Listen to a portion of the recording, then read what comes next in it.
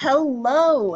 In this video, I will be explaining how you are going to put your personal narrative or short story onto our classroom website. This is a part about sharing your voice. So very exciting stuff. I'm really excited to see all of your work. To get started, when you first click on the link that I have given you to our classroom page, it will look something like this. You should see a little home message and then a list of names down the side. They are in alphabetical order by first name. Your first step will be to look through here and find your name. My name, my actual first name, as I'm sure you all know, is Demo Student.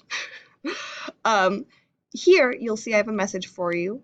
This is where your final personal narrative will go. You're going to use all your drafting and feedback to make this the best that it can be. So you are going to take everything you did in your on-demand drafting and all those final edits, and you'll be putting it here. How do you do that, you may ask? Well, if you come over here to this little pencil icon and click on Edit Page, suddenly you can type here. So I could erase what this says here. I could copy and paste in my writing from my on-demand draft.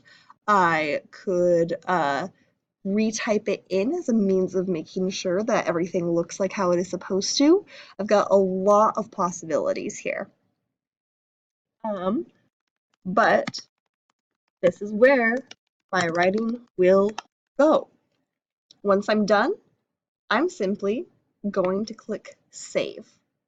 Ta-da! You will then be a published author. If you want to play around with this, you are certainly free to. There's ability to add things like images. You may also, look at different formatting for your writing. All of that is totally up to you. If you are like, oof, I'm honestly, feeling weird about sharing my writing and I want to kind of talk about different options, let me know.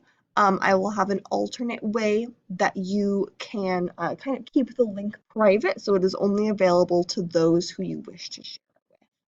If you have any questions, please let me know, and happy publishing, everyone.